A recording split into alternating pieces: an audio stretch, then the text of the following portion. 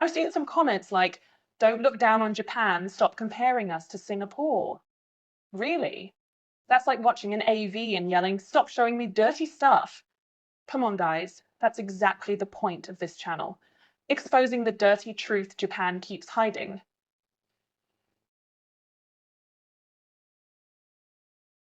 Today, we're diving into two industries that never appear in the same sentence: Japanese AV and Korean K-pop. On paper, they couldn't be further apart. One sells sex, the other sells innocence. But scratch beneath the glossy surface, or in AV's case, beneath the glossy lotion, and you'll discover they run on the same battery: fantasy. Let's slow this down because I know at least half of you are already clutching your headphones in public like, wait, did she just compare my precious BTS to Japanese adult videos? Relax. Don't click away yet. This isn't about who sings better or who moans louder. It's about the psychology of escape, the fantasy mechanism that keeps fans paying, drooling, and worshipping strangers they'll never meet. See, K-pop promises you an idol boyfriend who looks like he descended from Mount Olympus in skinny jeans. He dances, he sings, he winks at you through the camera. He's perfect. Japanese AV, on the other hand, offers you a girlfriend who is always available, always willing, and shockingly immune to back pain despite those acrobatic positions.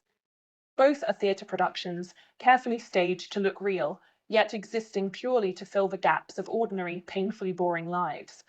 And here's the kicker: fans of both industries defend their obsessions with the same lines. It's not fake. They really love us. Sure, sweetheart. Just like that AV actress really loves the pizza delivery guy. In this video, we're going to expose how K-pop and AV run on the exact same gears: fantasy projection, parasocial worship, and industrial exploitation of your desires. By the end, you'll see that the only real difference is whether you're paying for a concert ticket or a tissue box. So buckle up, because this ride will make you rethink every idol smile and every AV close-up. Let's begin.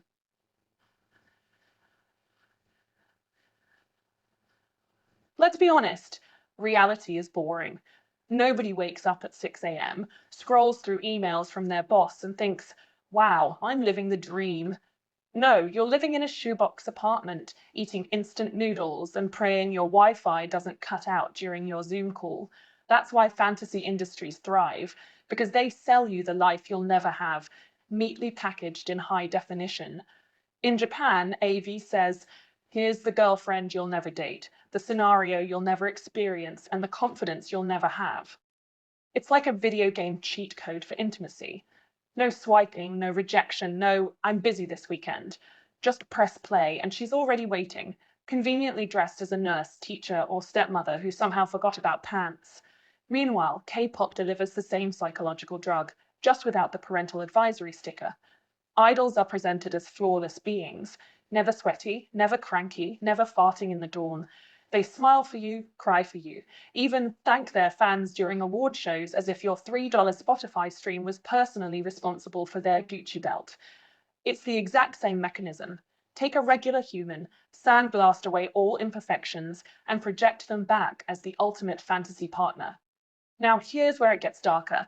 These fantasies thrive in cultures where real intimacy is, well, let's just say malnourished. Japan and Korea are both dealing with collapsing marriage rates, suffocating work culture, and social anxiety on steroids. Who has time for a relationship when your boss expects you to stay in the office until 11 p.m.? Easier to just click play on YouTube or Pornhub. Both industries function as pressure valves for entire societies. K-pop absorbs the loneliness of teenage girls who dream of a prince but instead get acne-ridden classmates. AV absorbs the loneliness of men who dream of romance, but instead get karaoke invites from co-workers who chew too loudly. Different genders, same emptiness, same fantasy mechanism. And yet, fans will swear their obsession is pure, unlike those degenerates on the other side. Sorry, but whether you're waving a light stick or holding lotion, you're basically worshipping the same god: escapism.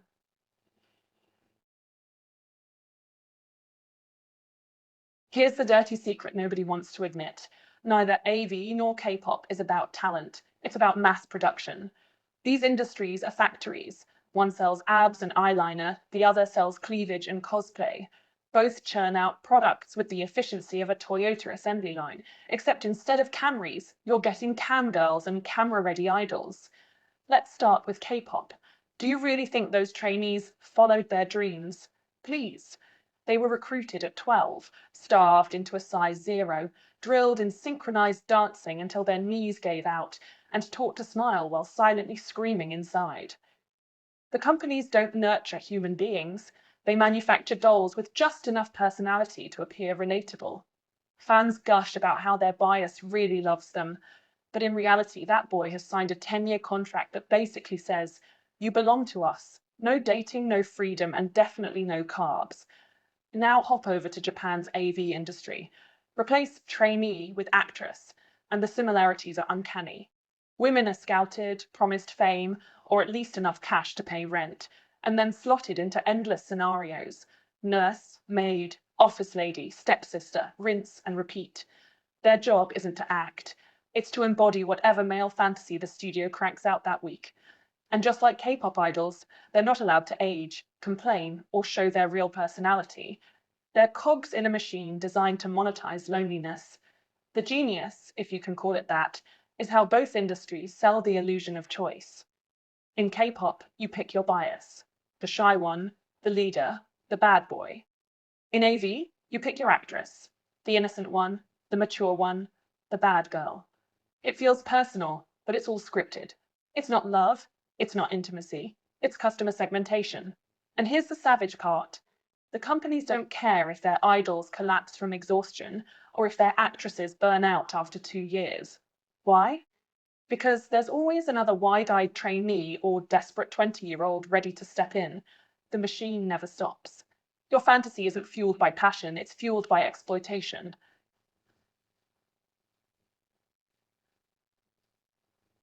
If the companies are the factory, then the fans are the unpaid marketing department.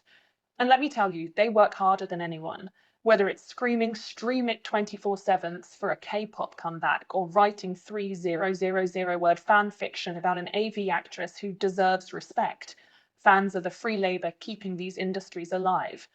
Let's start with K-pop stans. They're convinced their idol cares deeply about them. Newsflash, he doesn't know you exist. You are literally a QR code in his company's balance sheet. But stans will defend him like he's their personal boyfriend. He could get caught in a dating scandal, and fans will cry, "It's okay, Oppa, we forgive you." Excuse me? Forgive him?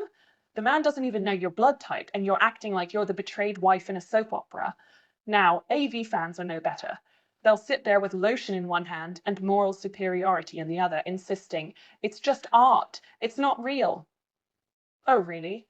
Then why do you comment on forums about how this actress is your ideal girlfriend and get jealous when she retires or, heaven forbid, gets a real boyfriend? These guys are basically the same as K-pop stans, just with worse lighting in their bedrooms. And both groups share the same defense mechanism: denial. K-pop fans scream, "It's about the music," while completely ignoring that half the music is recycled. EDM beats with English phrases like "Baby tonight we shine bright." AV fans mumble, "I watch for the acting," as if they're film critics reviewing Citizen Kane. Please, you're not there for the acting. You're there because reality hasn't offered you anything better. But here's the most tragic part. Fans don't just consume the fantasy, they police it. Criticize an idol and stans will swarm you like angry bees. Criticize an AV actress, and men will defend her purity while simultaneously searching for her next release. They're not fans. They're cult members, worshipping at the altar of something that will never love them back. So whether you're waving a light stick or clutching tissues, congratulations, you're part of the same congregation.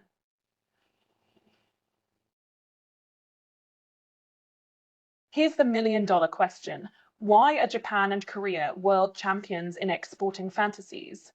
Simple. Because reality in both countries is a soul-crushing marathon with no finish line. When your daily life feels like an endless Excel spreadsheet, fantasy starts to look like oxygen. Take Japan, the country that invented hikikomori, people who literally lock themselves in their rooms for years. Dating? Too stressful? Marriage? Too expensive? Children? Forget it, you'll need 2 jobs just to afford daycare. So what's left? Idols on a screen who never reject you, and actresses who never say no. AV isn't just porn, it's therapy for men whose only romantic interaction at work is bowing to the office printer. Korea isn't much better. Sure, it's flashier, with K-pop, K-drama, and K-beauty, but underneath the glitter is the same crushing work culture, suffocating family expectations, and a dating scene that makes speed dating look like luxury. Young people are so burned out that falling in love with someone who doesn't exist, a celebrity, an idol, or an on-screen fantasy, is actually safer than dating a real person who might judge your salary, your skin, or your parents' apartment. And let's not forget the national obsession with saving face. In both Japan and Korea, appearances are everything. You can't show weakness. You can't fail publicly. You can't even have acne without being reminded that you're basically unlovable. So people escape into fantasies where they're always accepted, always admired, always enough. K-pop idols gaze at the camera like you're the chosen one. AV actresses smile like you're Casanova, even if you can't finish a conversation in real life. The result? Entire societies that prefer fantasy to reality. Instead of fixing social systems like, I don't know, making housing affordable or cutting insane work hours, these countries mass produce fantasies and export them globally. It's not just entertainment, it's an industry of survival. So next time someone mocks you for being a fan, just tell them you're participating in East Asia's greatest export, the loneliness economy. Congratulations, you're part of a trillion-dollar coping mechanism.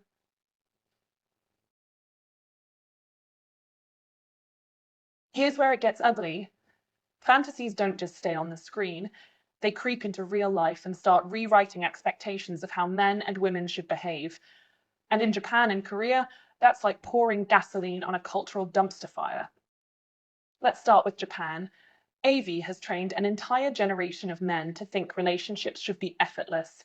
Women should always be ready, always submissive, always thrilled by whatever bizarre scenario the guy cooked up after one too many hours online. In reality, Japanese women are juggling work, family, and the joy of being judged for every wrinkle after turning 30. But thanks to AV, men expect a cheerful girlfriend who giggles when asked to roleplay as the innocent stepsister. Spoiler, she's not interested. Korea's version isn't much healthier. K-pop has turned men into shiny, unreachable, ideal boyfriends.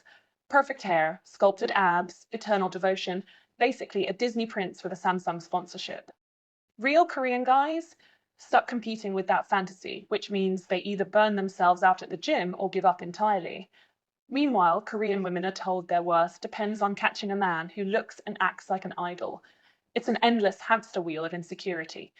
The end result? Gender roles that are impossible for anyone to live up to. Japanese men look for AV actresses in everyday life and are disappointed when their co-worker isn't moaning in the break room. Korean women look for K-pop idols in nightclubs and are horrified when the guy actually has pores and body odor. Both sides are trapped chasing ghosts, and society reinforces it. Advertisements, dramas, even casual conversations, all built on the idea that fantasy is reality. Women in Japan are told to act kawaii well into their 40s. Men in Korea are pressured to buy luxury goods, so they can pretend they're idols themselves. Nobody wins, except, of course, the industry's cashing in. So yes, these fantasies aren't just entertainment. They're cultural programming, warping relationships until reality feels inadequate. And in the long run, it's no wonder marriage rates are collapsing. Who wants to date a real person when you've been trained to expect a fantasy?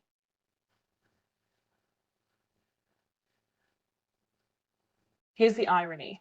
Japan and Korea may be drowning in loneliness at home, but globally, they look like kings of cultural cool.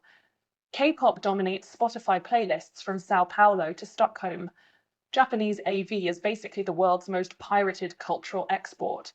These countries have turned their coping mechanisms into billion-dollar brands. Congratulations, world. You're buying their antidepressants in HD. Let's start with Korea.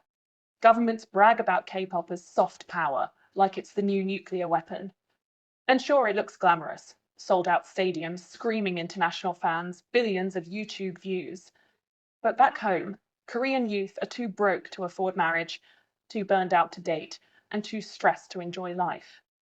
They produce idols for global consumption while quietly giving up on their own families. It's like exporting caviar while eating instant ramen. Japan's export is darker, but just as profitable. AV dominates global porn consumption, with millions abroad treating it like an exotic genre. But back home, Japanese men are so hooked on pixelated fantasies that real relationships are collapsing. Marriage rates plummet, birth rates hit record lows, and an entire government task force is now begging people to, well, have sex. Yet studios keep pumping out new titles for foreign fans who have no clue how much damage it's doing domestically. And here's the cruel twist. These exports create illusions about national culture. Foreigners think Korea is a K-pop music video, glamorous, youthful, romantic. They think Japan is a mix of kawaii cosplay and submissive AV actresses. Meanwhile, the real countries are filled with exhausted office workers, collapsing demographics, and therapy sessions nobody attends because mental health is still taboo. So the global audience gets the fantasy, while citizens are stuck with the bill. Korea's idols aren't dating because companies ban them. Japan's actresses aren't living glamorous lives. They're chewed up by an industry that replaces them in 2 years flat. The outside world sees beauty, sex appeal, and perfection. The inside world sees burnout, isolation, and an empty cradle. In short, these fantasies are brilliant exports and brutal prisons. Other countries dance to the beat or drool at the screen. Meanwhile, Japan and Korea quietly wonder if they'll even exist in 100 years.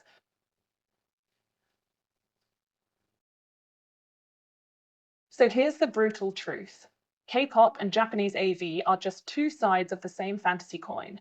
One sells glitter, the other sells skin, but both thrive on the same raw fuel: loneliness, unmet desires, and societies too stubborn to fix the real problems.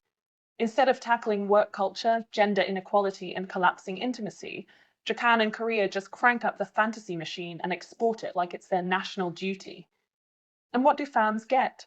A carefully staged illusion that drains their wallets and rewires their expectations. For K-pop stans, it's concerts, merch, and endless hours of streaming a song that sounds suspiciously like the last one.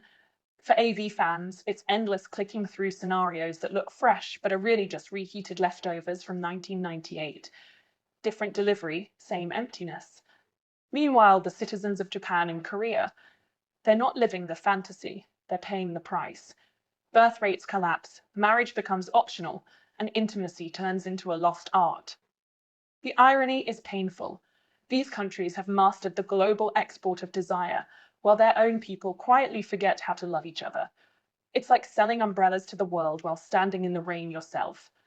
So the next time you scream at a K-pop concert or load up that AV site at 2 a.m., just remember, you're not consuming art. You're participating in someone else's coping mechanism. A mechanism designed not to liberate, but to keep entire societies sedated. And that's the kicker. Fantasy isn't harmless. It shapes real expectations, ruins real relationships, and distracts from real change. At the end of the day, whether you're holding a concert light stick or a box of tissues, you're essentially in the same church, worshipping at the altar of fantasy. The only question is, are you aware of it? Or are you still insisting it's pure and different? Because the companies know the truth. They don't care if you're crying in an arena or sweating in your bedroom. As long as you keep paying, the fantasy machine will keep running. And reality? Reality will keep losing.